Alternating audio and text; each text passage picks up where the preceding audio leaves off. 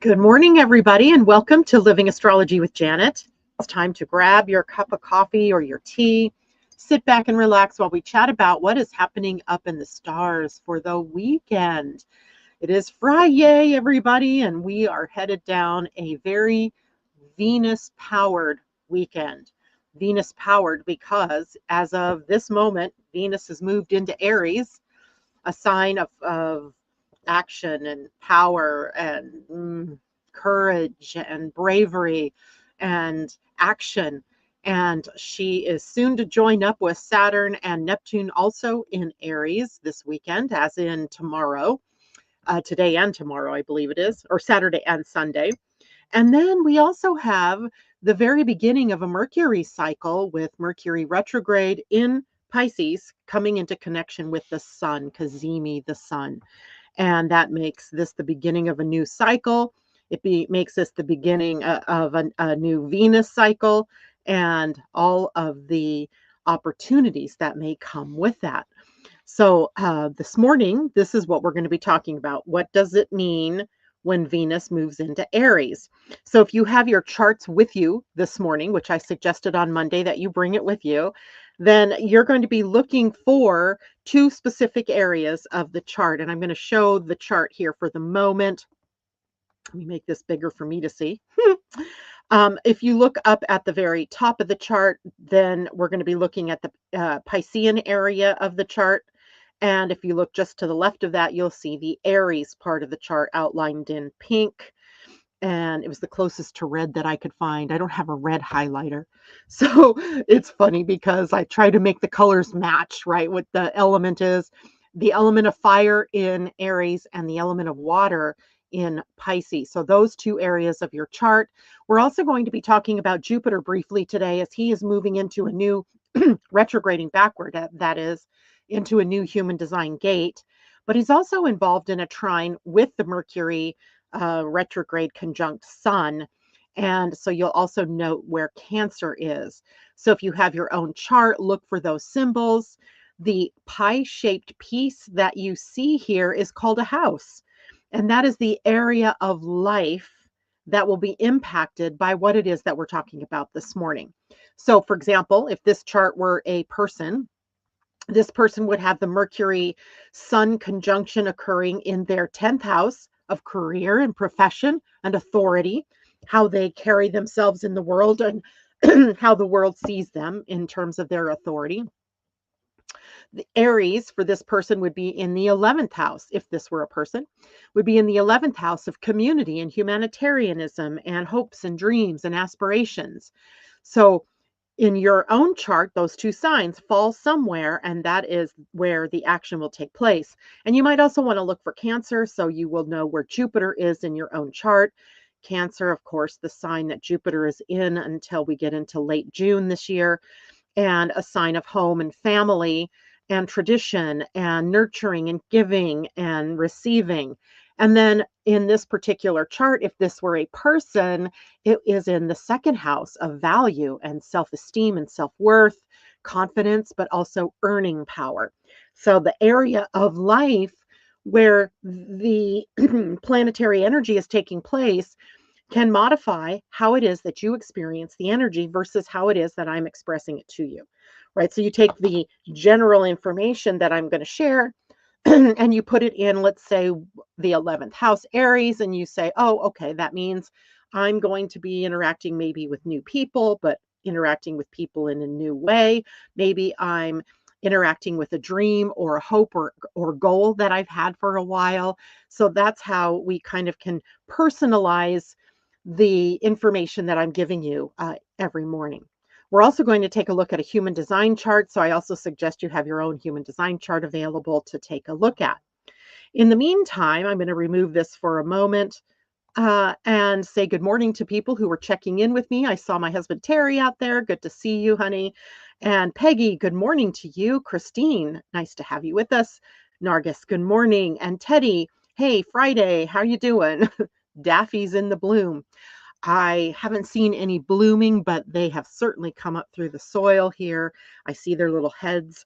When I was at the grocery store the other day, there were all the tulips out there in the for sale in the store. It was really beautiful. And Patty, good morning to you. Great to have you with us as well. So let's start with Venus moving into Aries, because this is where love energy becomes courage, right? So love and courage go hand in hand when we're talking Venus in Aries. And it's a powerful emotional shift that's going on here, right? Where in Pisces, Venus was exalted. And when a planet is in a sign where they are exalted, they are loving every minute of the experience, which means archetypically, we're also having better experiences in the things related to that planet, which are love and value and self worth and all of your relationships, right? Relationships and also money, right? Finances. And so here we are, we're leaving the emotional watery realm of Pisces, and Venus is entering into then the fiery realm of Aries. Now, Venus in Aries is in Mars's territory, right? Mars is the ruler, the ruling planet of the sign of Aries.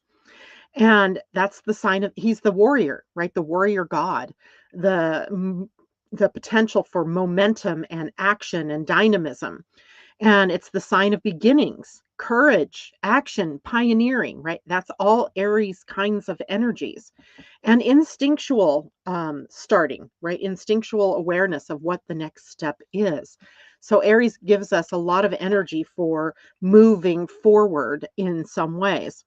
Now, when Venus moves into Aries, then the archetype of love and relationships and finances puts on a totally different outfit, right? A totally different. We go from the frilly romantic look of Pisces to the more streamlined ease of movement in the sign of Aries. And instead of asking, which Venus may have asked this question, how can I please you in the sign of Pisces? It now becomes, what does my heart truly want, right? What does my heart want? And this transit then of Venus into Aries shifts us from accommodation, where we make everything better for everybody else, to authenticity. What is it that I really need for me to thrive and to be able to live my authentic self? Because if I cannot do that, then I do not really have anything left to give to anybody else, right? You would be coming from a deficit.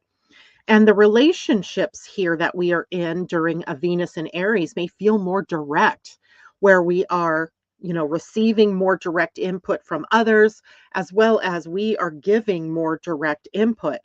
Our money instincts may be really heightened during this period of time. The decisions that we make about money can be more instinctive, and our values may become clearer and more fiercely defended, right? We might see that out there in the world, as well as, in our own personal lives. Where am I defending my values? Now, Venus in Aries doesn't tiptoe around here. She's not like, pussyfooting. She is declarative, right? She's declaring what she wants. She's declaring how it is she's going to move forward. And she is declaring how it is she wants to be loved, right? But there's something even more interesting that's really happening here in all of this. And it's as Venus moves into Aries, and as she ended her cycle through Pisces, she was in the gate 25 in our human design charts. Let me share that with you for a moment. Share screen. Uh, and we've talked about this quite a bit, really, because it's so important and impactful. The gate 25 is here on the identity center. It's the center, diamond shaped center, or center, geometric shape, geez, that identifies the seat of the soul in your human design. And the gate 25 is called the gate of the love of spirit. This whole center is about love and direction, and it acts like a compass, and it aligns us with the things that are correct for us. And it then is an attractive force that draws to us the experiences, the people, the opportunities that are in alignment with our soul. And what we experience often is when we are aligned, we have this ease and flow that happens in our lives, right? Where love flows easily, where spirit flows easily, where compassion and all of these yummy kinds of things happen for us and feel really good. When we are not aligned with our soul, this center can sometimes create that dissonance, right? That feeling of something's not right, something's out of order, or I'm out of alignment. And it's an invitation then for you to move back into an alignment for your authentic self. So the gate 25 here, being this gate of love, is one of the most beautiful frequencies in all of human design because it represents universal love. It represents the kind of love that comes directly from the heart without conditions, without manipulation, and without needing something in return. Right? This gate is very much love centric. And in gate 25, representing universal love, is also called innocent love, where it's just love that simply exists because it's the nature of the soul. The nature of our souls is love. Now, the line that Venus enters into Aries with is in the line 2, which the lines kind of qualify the energy of that gate, kind of giving us a little bit more depth about it, right? And in the line 2, it carries this very natural expression of love. It's almost effortless in its ability to show affection and love. And line 2 doesn't force anything, right? It is simply is what is. So in the line 2, this is love that is fascinating in its, if we watch how this moves. On one hand, Aries is this bold and this very assertive energy, but on the other hand, the gate that it's in holds so much innocence and, love for the sake of the heart and courage that comes from this purity of the heart, purity of the soul. And this in the gene keys looks deeper, right? The gate 25, we talked about this earlier in the week, is the shadow of constriction. What happens when we don't have love? When we don't look at the world through love, we have constriction, right? Where everything gets smaller. In the gift, we have acceptance. We accept what is. And in the highest expression is universal love. So you might notice this weekend that situations arise that ask, where am I closing down my heart? Where do I need to open up my heart more fully? As well as where am I holding back love out of fear? Fear that it won't be reciprocal. Fear that the person actually hates me or doesn't like me. And, why am I wasting my time giving love if that's what I'm going to get back? And where am I ready to open up my heart once more, right? Where am I ready to do that?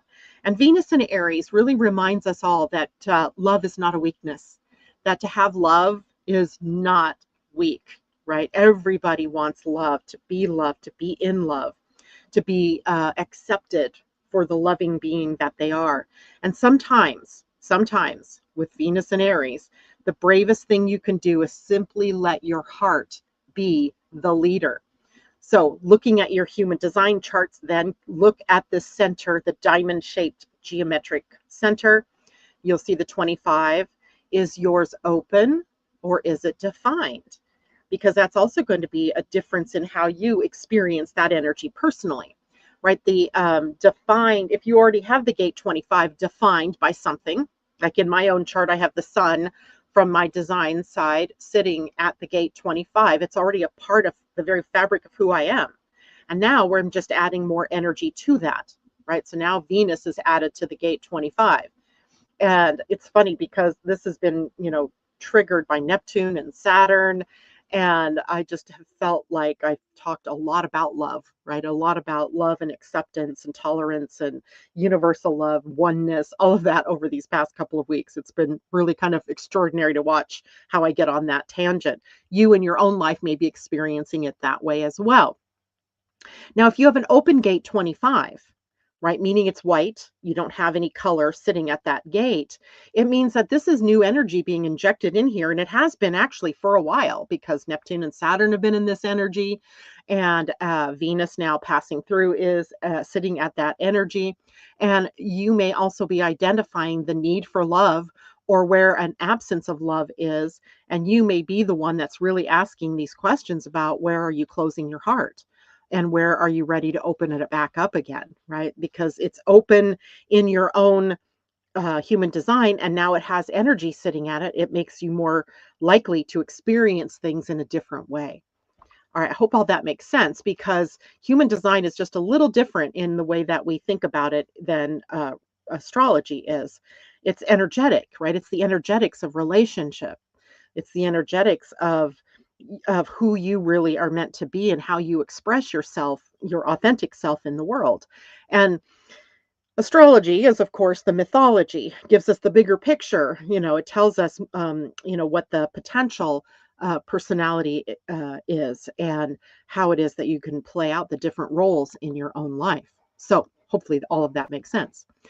Going back to the chat, good morning, Michelle. I've been thinking about you. And Jacqueline, good to see you. She's catching up again at 2.0 speed. I must be talking really fast. And Amy D, I have 25 to find with Jupiter. So the growth path in your life, Amy D, is all about love, right? And the expression of love through relationship, and the concept of universal love and acceptance, and not closing down your heart in the face of different relationships that might have, been hurtful, or in some way, you may have to look at the sabotaging qualities in your life around love. Natasha Venter, good morning, and it's great to have you with us this morning. So, as we are now in this moment of Venus entering Aries energy, love becomes a dominant energy. Love becomes almost a force, and as well asking us to realign our values. And, this has been sort of a long-term thing anyway, because we had Chiron and Eris both in Aries. We still have them in Aries. And while we have those two pieces in Aries, the question of sovereignty and identity, and the clarity about who we are and how we express ourselves, has been a theme. It's been the wound of the theme, right? So where are we in the not self, to use human design language, right? Where am I not living out my identity? Where am I being something or someone that isn't true for me, right? Or isn't the truth of who I want to be in the world? Where have I been dimming my light, right? To fit in, or to, not feel like my family is looking at me like I've grown horns or something. So now you're stepping into more planets moving into Aries, so you have more opportunities to really live out the highest and best of who you are, to live your truth, right? To live your truth. Now, that's interesting, because today Jupiter, who is in retrograde until the 10th, until Tuesday the 10th, has moved backward into the gate of provocation in human design.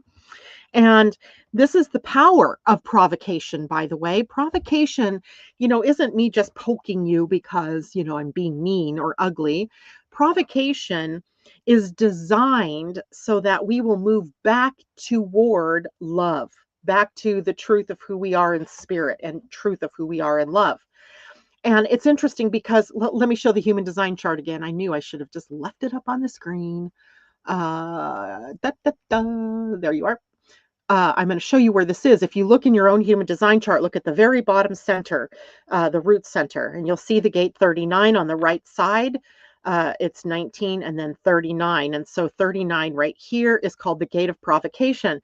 It is a format energy. And what it shows is that in life, every one of us is provoked to move toward the gate 55. The provocation here is about moving closer to the spirit of abundance, the spirit of faith, and the recognition that there is something better, higher, more impactful going on. There's some bigger truth, right? That, has put us in the path of victimization, because that's what the lower energies are on the gate 55. And is pushing us to freedom, which is the highest and the gift and the highest energy of the gate 55. So provocation has a reason for living in our charts, and it's to move us, remind us, push us, nudge us toward being more faithful, right? Not to a moralistic concept or a religion or a spiritual path even, but just to the pushing us more to realize that we are spirit and human, right? That's that, and that we are also co-creators in this reality, right? So don't forget this. Now, while Venus is igniting the heart, then we have Jupiter moving into or back into the 39 because he was here once already.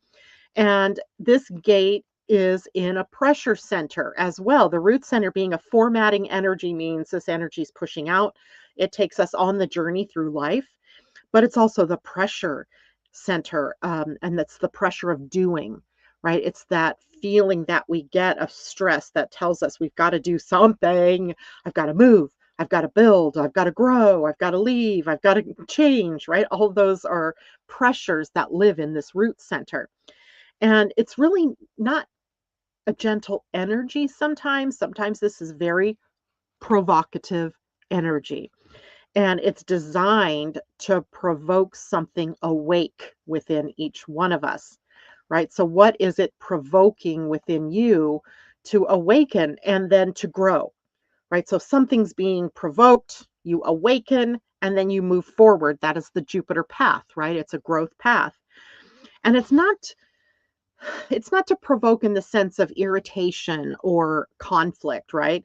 Although it can look that way sometimes and feel that way sometimes, in our bodies. But it's really to provoke this sense of awakening to spirit, to the higher calling that you have, to the higher self that lives within each one of us, right? That lives within you. And this energy really is asking this one question: what will wake you up? Right? What will wake you up? And then sometimes this growth doesn't happen in ways that are comfortable. Something, important and provocative can wake you up and move you, right? Sometimes growth happens because something pokes us just enough to make us question our assumptions. And the frequency range, if we look at this in the gene keys, moves us from the shadow of provocation to the gift of dynamism, actually taking action, moving forward in some way. And at the Siddhic level, we're in liberation. So I want you to look at the Siddhic level for both the 39, which is in its lowest provocation, and the 55 that it joins up to, who's in its lowest is victimization, and in its highest is freedom.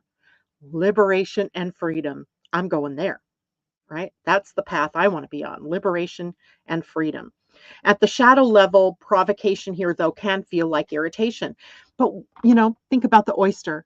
That little grain of sand that's irritating the oyster grows into a pearl, right? So sometimes the irritation holds something really beautiful for us in the end. And people can push our buttons. I hope I'm pushing some buttons. I hope you are all pushing your own buttons.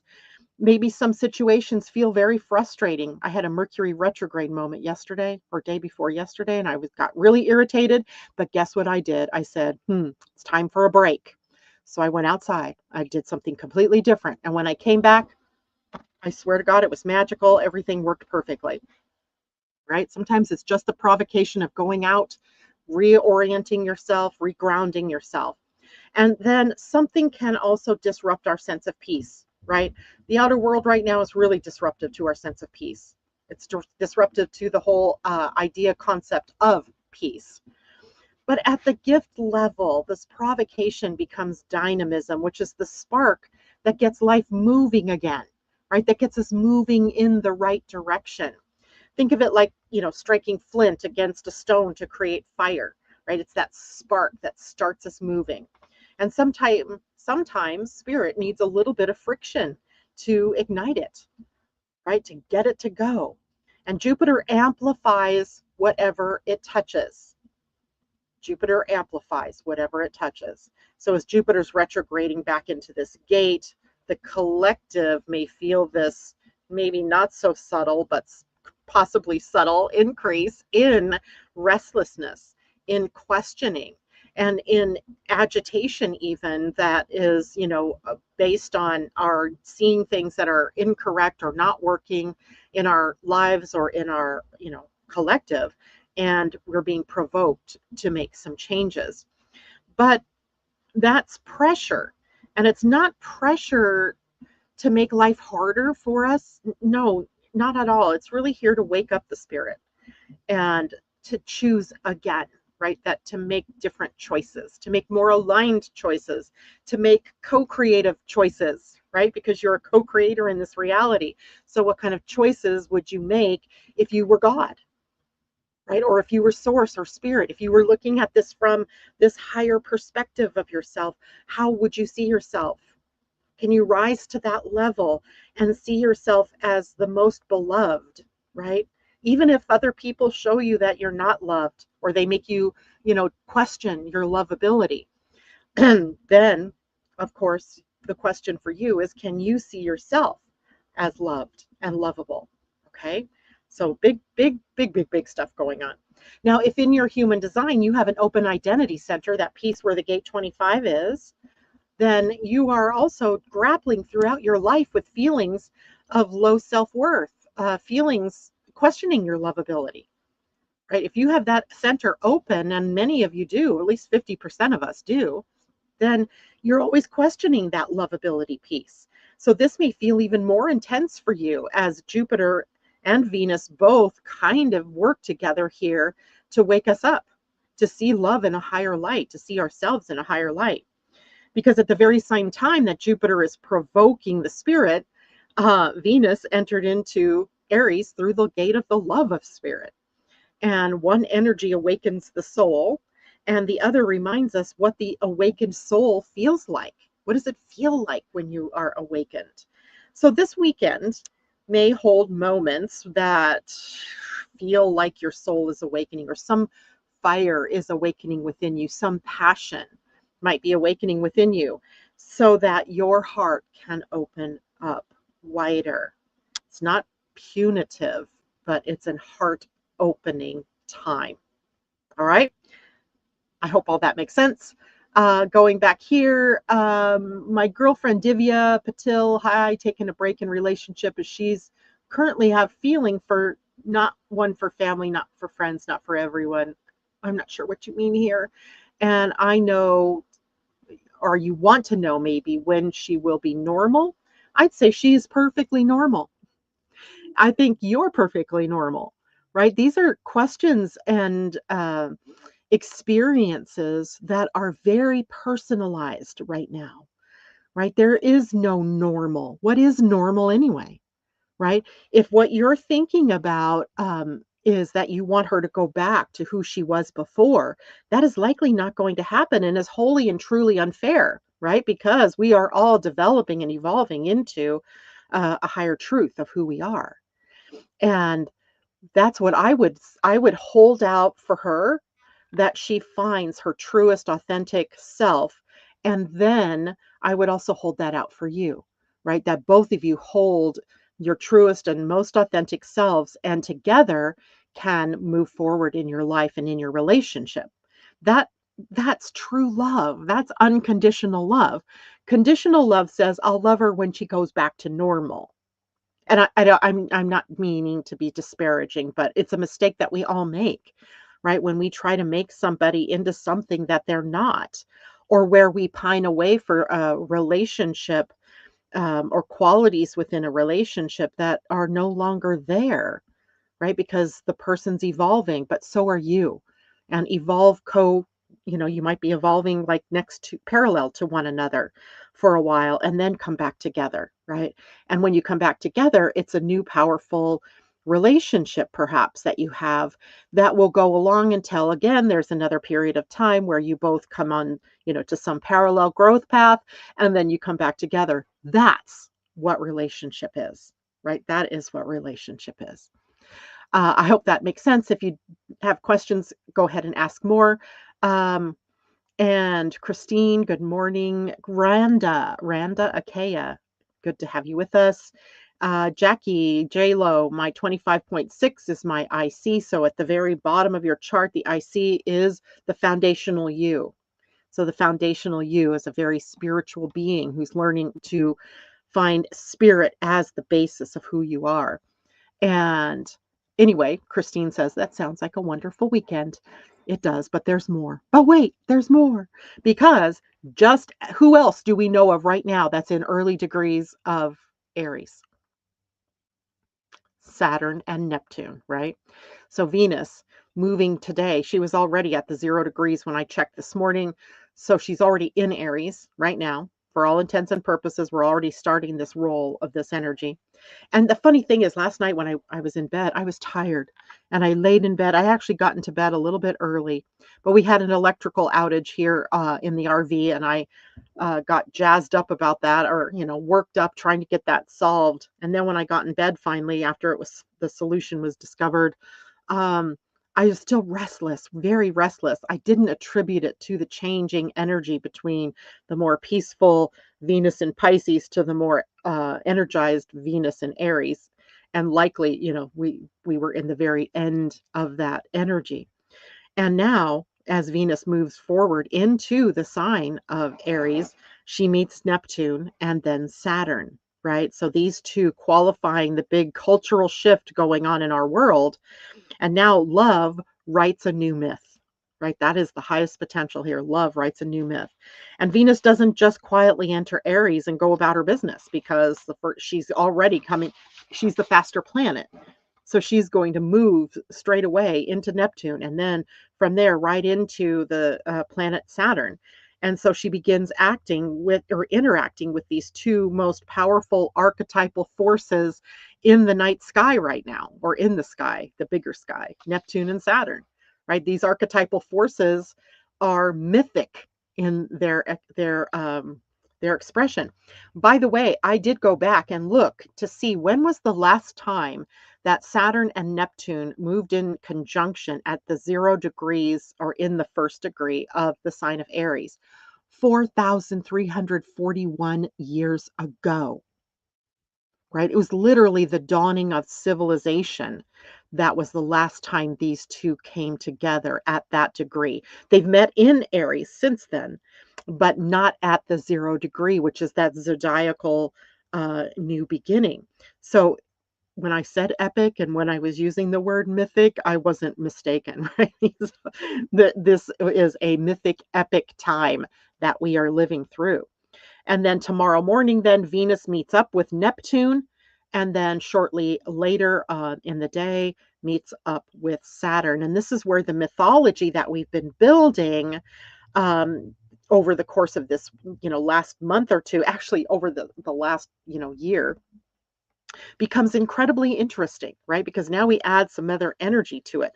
Because Venus entering into Aries asks a question that we don't often consider, and that is, what does love look like in the land of the warrior? What does love look like in this very highly activated Martian landscape? And the energy in Aries is about action and courage and identity. It is the place where we declare, I am, right? I am. I am love. I am whatever it is that you declare. And when Venus arrives here, she's going to ask, where does the heart want to create? What does it want to create? What do we love enough to fight for? What do we value enough to take a stand for? And that is the energy that she is going to be bringing us as she comes into contact first with Neptune and then with Saturn. But before we actually take an action in that sign, Venus first encounters Neptune, where we have to meet up with the dreamer, the mystic, the dissolver of boundaries. And in a way, Venus meeting up Neptune, where love becomes visionary. In astrology, we always think of Venus as the principle of love, the love of relationships. So the bonding energies, the way that we come together with each other in a relationship, where Neptune rules unconditional love, the higher love, right? The spiritual love, the oneness, unity kind of love, the kind that dissolves the boundaries, where there's no qualification of conditions, right? I'll love you if, I'll love you when. Nothing like that with Neptune. Venus is learning how to apply the unconditional love of Neptune into our everyday relationships. So when Venus meets Neptune, love becomes that visionary quality, and we can imagine new possibilities in our relationships. Where there once has been conflict, maybe I can now envision love replacing that conflict, even if there has to be a distance between us as people, right? Maybe I have to live one place and you another, but I can still hold the qualities of love. Maybe I have to imagine new values, right? What do I value? If I value my own health and my own well being, and that is because I am rewriting the agreement of our relationship, then so be it, right? That's the important thing. And love becomes visionary when we can imagine a different world than the one that we see right now that's always seemingly in conflict, where there's this extreme polarization. Maybe we can mythologically tap in to the energy of unconditional love. Eden, right? Or maybe I don't want to call it Eden. Maybe I want to call it heavenly love or something like that. Divine love. And in mythology, Neptune represents this ocean of the collective unconsciousness and the realm of dreams and ideals and spiritual longing, the longing for oneness, right? Of coming together. So Venus meeting Neptune here in Aries could bring moments when people feel inspired by a new dream for themselves, for their lives, for the world, where we might be drawn toward more compassionate action and forgiveness. Forgiveness is a big quality here that I failed to mention so far, as is gratitude. Gratitude and forgiveness are all a part of love. And then a longing for a more spiritual expression of love, let's say, where we're seeing things from this higher perspective rather than, from the wounds and the pain and the suffering that we have endured in relationships. But Neptune also carries that potential for illusion. So the moment asks us to be aware of the difference between a dream worth building and a fantasy that dissolves when it's touched by reality, right? Does it stand the test of time? Or at least ultimately, that's what the next question will be about when Venus meets Saturn, right? In a few hours later. And this is where this next interaction of Venus becomes crucial because right after Venus meets Neptune, she meets up with Saturn. And if Neptune is the dream, then Saturn is the architect, right? Saturn's asking, is this dream strong enough to build a life upon? Is this relationship strong enough to stand the test of time, to build upon? Does it have a basis, a foundation of love in order to build? Now, Saturn in Aries represents the discipline of identity, of sovereignty, of being true to ourselves, but also allowing for everyone else to live the truth of themselves, right? You can't just have it for you. It has to be that all of us can live in that same sovereignty and that same self-authenticated identity. And it asks us to grow up in the realm of courage and responsibility. Saturn is the maturing principle. So we're maturing our identities, right? We're maturing our I am presences. And when Venus meets Saturn, the heart is asked to mature. And this could show up in some very real ways in our relationships. It could show up as our clarifying what our values are. What is it that we truly value? And recognizing which relationships that we are in that are built on solid ground and which ones are built on sand that can't stand the test of time, or that are requiring us to rebuild the foundation, to set a new agreement, to rewrite the contract. And then it could also show up in a way that we have to make decisions about love or money or commitments that are based on a more solid footing, right? Saturn doesn't crush your dreams, but he builds the structures that allow your dreams to survive. And that's why this sequence really matters so much, right? Venus meets Neptune first and sets the dream of love. And then Venus meets Saturn and the commitment then to build it. to stick with it, right? To go through and revamp everything in a love, right? And this is the mythology of Aries and Aries evolution. Instead of the warrior fighting for dominance, which it has been, Aries becomes the warrior that protects something sacred, right? It protects love, it protects truth, and it protects the dream of a better world.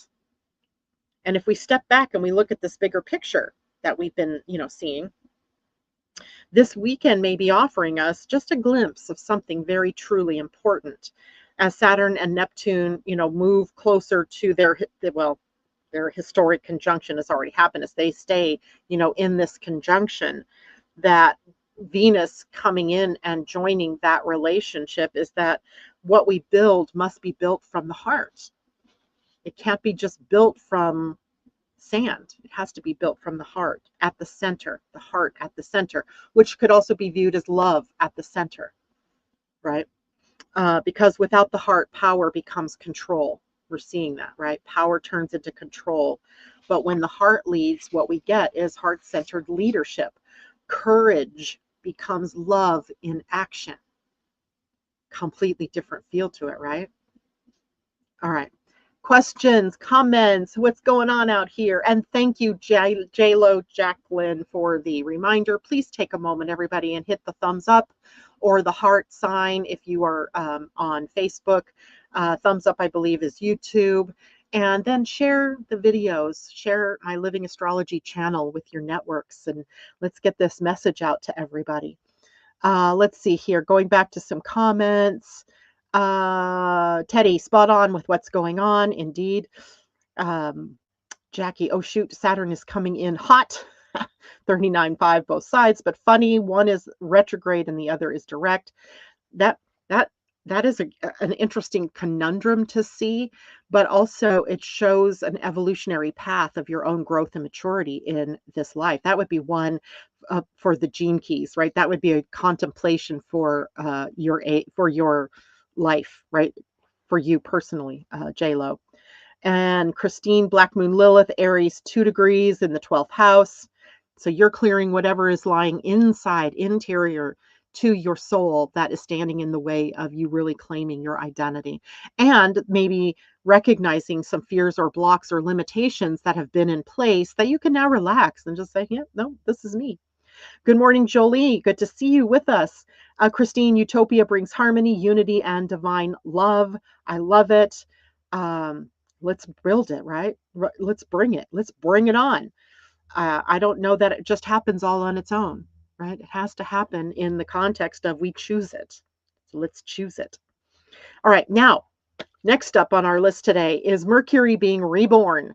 As on Saturday, Mercury moves into the sun in Mercury's retrograde, right? And remember, when he's retrograde and he joins up with the sun in conjunction, it's the start of their new cycle. So a new Mercury-sun cycle begins. So that's happening alongside this very Venus-dominated weekend that we are moving into. But it's something equally as important, right? It's important for us to understand this Mercury cycle. And most people know that Mercury retrograde is a time where we have the potential for miscommunication, for delays, for technological glitches. But what many people don't really realize is that Mercury retrograde actually marks the beginning of Mercury's new cycle with the sun. This conjunction is sometimes called a cazimi or sometimes called combustion, which means Mercury is seated in the heart of the sun, right? They come together. And symbolically, it's the moment where your mind is renewed, right? Everyone's mind is renewed. And just like the moon has this monthly cycle where it moves from the new phase to the quarter moon, to the full moon, to the second quarter, and back again to the new, Mercury and the sun have a cycle that follows very similarly. And Mercury's cycle with the sun lasts for about 4 months, where the moon's cycle with the sun lasts for 28.5 days or 29 days. So this is a new cycle beginning in retrograde. And that's always felt a little odd to me. Like, why is Mercury retrograde when the new cycle begins? And, he's the planet of communication and of the mind and our thinking processes. And why does that new cycle appear when thinking is kind of moving backwards, right? Where we're moving backward. But if we think about it symbolically, um, it kind of does make perfect sense, right? Because every new beginning starts with reflection. And before the new idea can emerge, before your new thinking process, your new communication process can emerge, we have to first revisit where we've been with all of that. So we're revisiting in the sign of Pisces, by the way, right now, right? Sun and Mercury meeting up in Pisces. Now, Mercury retrograde pulls our awareness inward and we reconsider old conversations.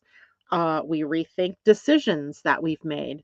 We rethink or revisit ideas that maybe were not fully understood the first time that they, came up to us. So when Mercury first meets the sun during retrograde, it's like the mind is entering this sort of cosmic reset point, and the old story dissolves while a new story begins arriving. And that new story that begins to arise comes from a sign, this time anyway, that's very spiritual. And because Mercury is still retrograde during this time, the new story's not yet fully visible, right? The seeds are being planted.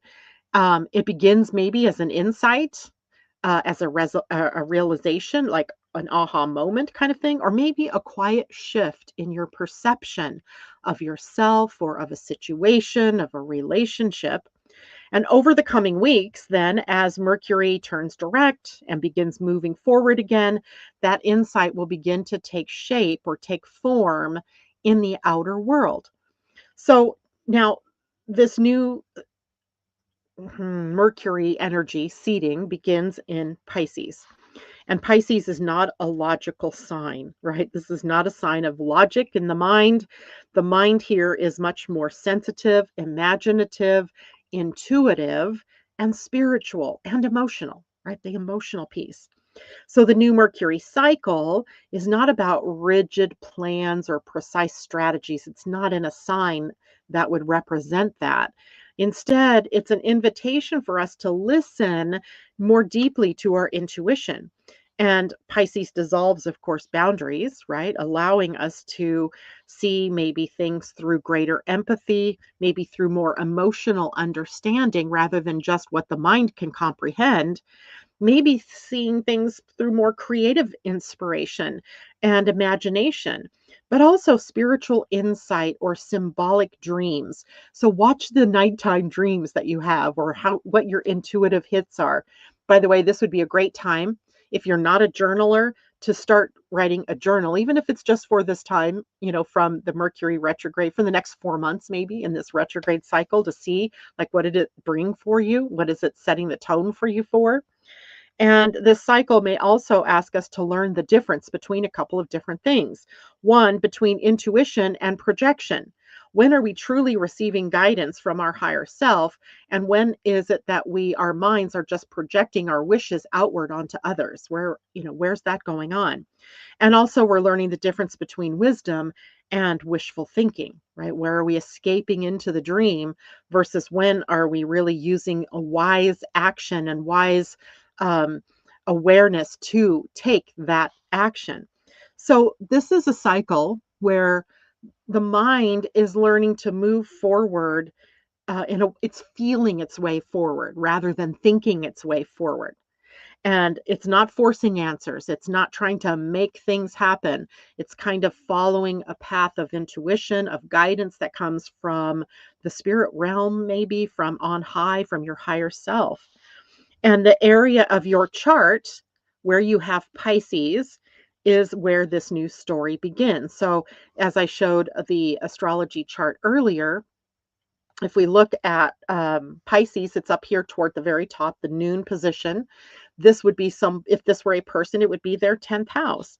So if this were a person, this would be the part of life where life would be asking for reflection, for a reevaluation of career or profession or authority, and eventually a new way of thinking about yourself in your business or in your working life, your career. Let's say this was happening in your first house. It would be asking similar questions, right? You would be asked to reflect and to reevaluate and to think of yourself in a new way because it's the house of I am, right? It's the first house. If it's in your sixth house, maybe you're thinking of your well being in a new way, right? Your health and your routines and how are they supportive or not supportive to the life that you're living. So you really need to know what house or area of your life is Pisces sitting in because this is where the seeding is taking place. Now, you may also notice that some area of your life is being reconsidered or rewritten. You know, if you just use a little bit of reflection, on the things that are going on in your life, what has been the primary theme, right? What has been the most important messaging that's been coming through for you? Because, that's telling you where the new is evolving to or what it's springing out from. And in this, your old assumptions about who you are or what you do can be dissolved, where new perspectives may emerge about yourself and who you are and where you're going, about yourself as a spirit, about the work that you do, depending again on the house that this is playing in. But the clarity is going to unfold gradually here over the next couple of months as Mercury completes this cycle, right? The beginning, then we get to the Mercury direct, and then we get to the next conjunction that they make, and then we get to the next Mercury retrograde. That's about a 4-month period of time. All right. Does this make sense to everybody? Does anybody have questions about this? How funny, J-Lo, that you happen to have Pisces on the 10th. So this is about your authority and your spiritual authority and how you play that out in the world. Good morning, Asa. Good to see you. And now let's also think about something else. What is the human design gate that Mercury and the Sun are conjunct in? Because that also gives us some information about what the energetics are of this particular time.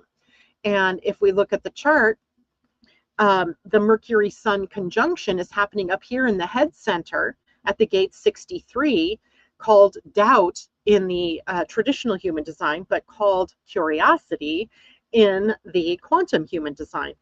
And at first glance, doubt may sound like it's negative, right? I doubt myself, or I doubt my heart, I doubt I can do this, blah, blah, blah, on and on. But in the gene keys, we see this energy of doubt that gives us the gift, turns into the gift of inquiry. In other words, the frequency rises when we ask questions, right? When we ask questions like, well, what more is possible? Or what do I really hope for? What's the highest and best that I can dream of or that I can see happening? And then, of course, the highest expression of the gate 63 is truth. So we're walking from doubt to truth through the path of inquiry, asking questions. So doubt isn't a flaw in the system, right? Doubt is the beginning of wisdom. And it represents the mind asking questions, but has to ask the right questions, not the same old questions. Why am I not good enough? Why does this always happen to me? Why am I, not, why do people not like me or love me or whatever? Those are all old questions, right? It's the part of our consciousness now that says, is this really true? Is this doubt that I'm feeling about myself really true? You could ask another question. What am I missing in all of this? What truth am I missing about myself? And what else is possible, right? That's a big question. I like to ask that one. So the birth of this Mercury cycle is actually encouraging us to become more curious, to instead of clinging to the old certainties that we've had, the cycle invites us to explore the power of inquiry, the power of the question. And maybe the question is, who am I? Who am I at the deepest levels? Because sometimes the most important discoveries begin with just a simple question, just the most simple question, right? You don't have to get all big and elaborate, and you certainly don't have to get into the negative, right? We want to be able to ask the question, basically, what more is possible? And of course, other variations of that type of question. Now, over the weekend, Mercury in retrograde also comes into a beautiful trine with the planet Jupiter. And a trine is a 120-degree angle, and it's an ease of flow. And it represents here the mind opening, right? So the mind is opening here. And this is occurring on Sunday, by the way. So we have the Mercury conjunct the Sun on Saturday, followed by Mercury trine Jupiter on Sunday. And this is a very this is the first aspect that Mercury receives after the conjunction with the Sun, and it's a very supportive influence to have the trine with Jupiter. So it's the water trine, right? So which means that there's this conversation between two planets in the same quality or in the same element that supports an emotional and intuitive discussion, right? The level at the level of emotion and the level of intuition. Mercury represents the mind, Jupiter represents wisdom, perspective, and expansion. And so when the two connect harmoniously, something wonderful can happen, right? Understanding deepens. The mind connects the dots in a different way, in a more intuitive way, in a more expansive way. Because both planets are in water, this understanding doesn't come through logic. It just comes through the emotions, through your intuition, an emotional realization, a gut check, right? A gut feeling, a heartfelt conversation that you have with someone that just breaks open your heart, breaks open this emotion. Maybe comes through dreams or intuitive flashes, which is another good reason to journal your insights and key things that are going on. Jupiter in Cancer is amplifying themes of home and family and belonging and emotional security. So the realizations emerging out of this Mercury conjunct the Sun and then going on to create the trine with Jupiter may relate to where we belong or what truly nurtures us or what kind of emotional environment we want to create for our future. And this is the moment where the heart and the mind begin to speak the same language, right? And that's a beautiful way to begin this new Mercury cycle, right? The heart and the mind speaking the same language. Now, that's also coupled with the new Human Design Week, which dawns on Sunday, where the sun moves into the gate of grace, the gate 22. Let me go back to the Human Design chart here again, where you can see where that is and match that up to your own human design chart. On the lower right here is the center called the solar plexus. The gate 22 is on the solar plexus.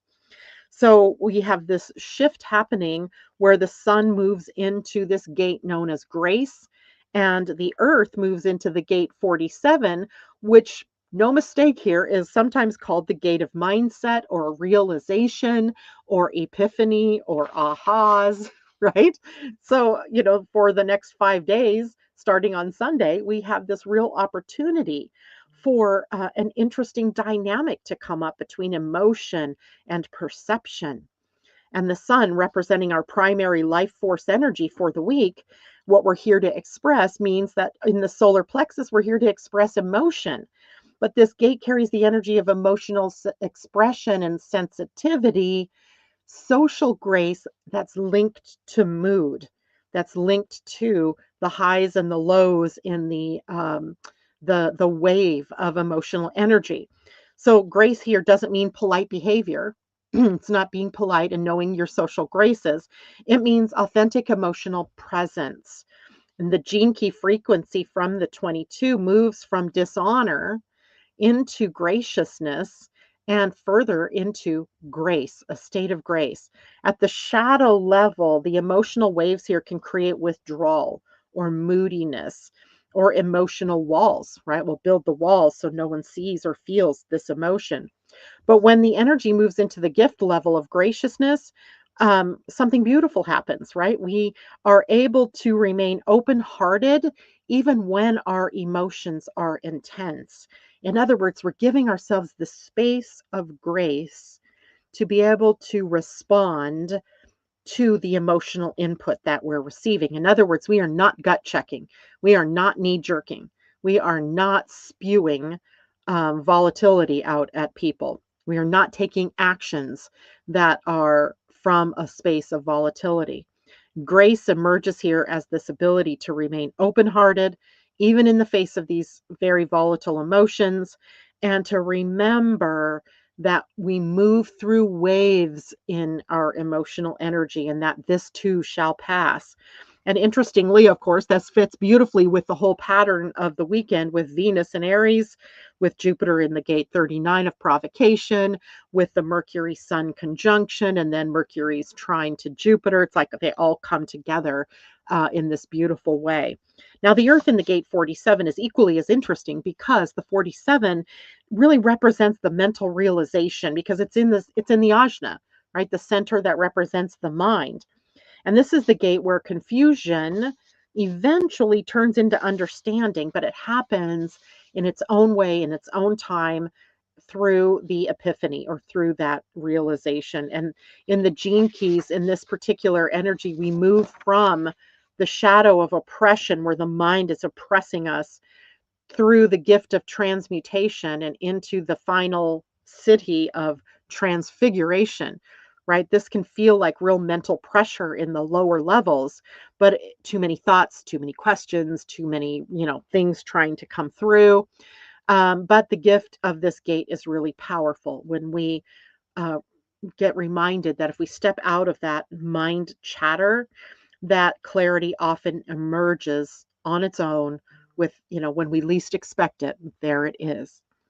So the energy coming up for this weekend and literally setting us up for the week ahead is to hold two energies at once, the heart and the mind. And in that, of course, we have the emotional wave coming through the gate 22. We have the mental processing of the gate 47. We have all of these beautiful heart opening, heart centered energies with Venus. It is, I think, this beginning that we have to realign with our passion and our purpose and possibility thinking, right? All right. Thank you, everybody. Please remember to like and subscribe and share with your friends. Thank you so much. Have a great weekend. I will see you on Monday. Much love to all of you. Bye for now.